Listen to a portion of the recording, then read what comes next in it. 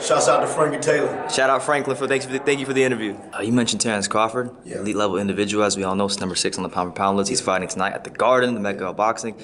Talk to me about how you kind of linked up with Terence, because you were with NBA players, now you're in boxing. So. Okay. Back in Omaha, I was at the barbershop, man. It's crazy. And I was just talking to one of the guys that's from Mr. Crawford's gym, good friend of his. And he come in, I'm always talking right in my mouth, talking about fitness or whatever. And he's like, I got a guy, man, he's gonna be a champion, he's gonna be a champion. I said, man, if he don't work hard, I don't wanna meet him. So I gave Crawford a call, man. Brought him out to the barbershop, went outside, was talking. You know, I let him know a little bit about myself, told him I'm a former wrestler, so we grabbed each other because he used to wrestle. I mean, real, very, very, very competitive. So from that day on, man, when we moved fooling around, got serious, met up for a run, implemented some, different, techniques after the run, and man, from there, man, we've been rocking with one another. Yeah. So when exactly did you start working with them? Like what fight for Terence? I actually had an opportunity to work with Terence before, he blew up, before he took that Prescott fight on HBO. I was just coming back from China. I was over in China working. And I called home and talked to him. And he was like, man, I'm gonna be fighting him.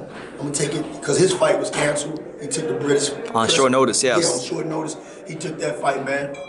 He went in, man, did a great job. But I was actually working with him before he made it to the mainstream. Okay. But the first fight, was that Sanabria? Yeah, Alex Sanabria. I was with him on that fight, and all the way up to now. I vacated camp maybe once, due to some other things, but nothing between he and I. And we've been rocking ever since, man. And we're about to do the Garden. It's a great thing. Oh, that's a beautiful thing. It's his first fight at the Garden. It's gonna be a good one.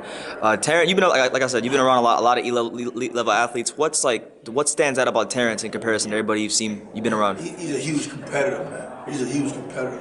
Like I said, I've touched a lot of guys, been around a lot of guys, good mentors, great professionals. He's probably one of the most competitive individuals that I've been around. Just competitive.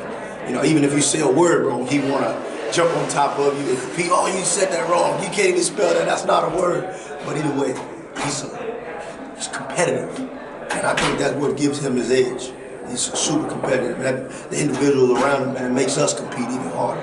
You may already have that fire, but when you're around guys like that, it makes you want to go harder. Because you don't want to be a liability. You don't want to mess you. You don't want to do a bad job for yourself. And two, when you have the individual like that, it just keep you. You gotta stay steady. He's a competitor. He's a solid competitor. You know that tonight, the lights are going to be brighter than they've ever been in his career. You'll be there with him as well. So that's probably a great feeling. Got a tough fight, Hank Lundy. A lot of heated things, a lot of heated exchanges happened at the press conferences. What's your overall take on the fight so far? Like, what do you think's gonna happen? Man, it is what it is. I don't really get into that, but I know that my fight is prepared. Okay. Put my stamp of approval on it. Early runs, the late runs, stadium workouts, strength and conditioning workouts, the pool workouts, great coaches inside the gym working on his skill. He's sharp, strong, he's focused. I'm gonna go out on a limb and say the fight don't go past 6. Okay. So, it doesn't go past 6. Wow, 6. Okay. Personal. This is personal right here. We've been doing a lot of jaw jacking.